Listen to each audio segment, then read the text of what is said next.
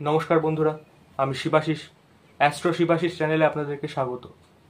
তো আজকে আমরা আলোচনা করব তৃতীয় ভাব নিয়ে। জ্যোতিষশাস্ত্রে তৃতীয় ভাব কী এবং তৃতীয় ভাব কোন কোন বিষয়কে নির্দেশ করে, এই নিয়ে আজকে আমাদের মূল আলোচনা।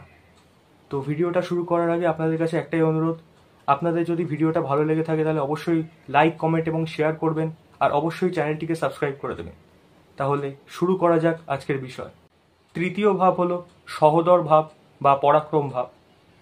তৃতীয় ভাব থেকে আমরা আমাদের ছোট ভাই বোন, আমাদের যোগাযোগ ক্ষমতা, আমাদের মেধা, আমাদের আগ্রহ, আমাদের সাহস, আমাদের ধৈর্য, আমাদের স্বল্প দূরত্বে ভ্রমণ এবং আমাদের শরীরের দিক থেকে আমাদের হাত, আমাদের কবজি, আমাদের কাঁধ এবং আমাদের নিঃশ্বাস এবং প্রশ্বাসকে বোঝানো হয়।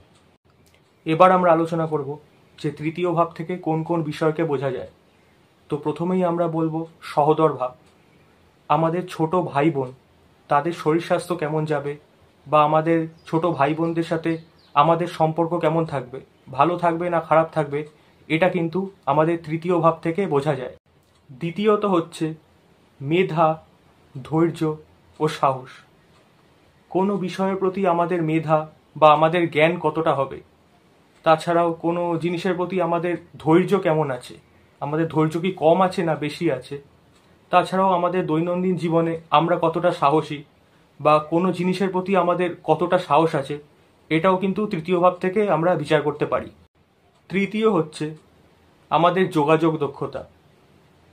আমাদের যোগাযোগ বা আমাদের কমিউনিকেশন স্কিলস কতটা ভালো বা কতটা খারাপ, এটা কিন্তু আমরা তৃতীয় ভাব থেকে বুঝতে পারি।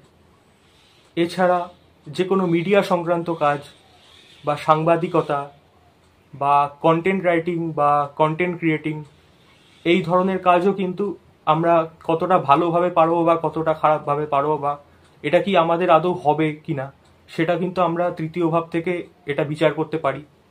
এছাড়াও যে কোনো হস্তশিল্পজনিত কাজও কিন্তু আমরা তৃতীয় ভাব থেকে বিচার করতে পারি।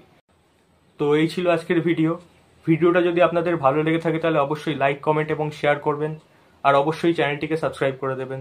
সকলে ভালো থাকুন, সকলে সুস্থ থাকুন। দেখা হচ্ছে পরের ভিডিওতে।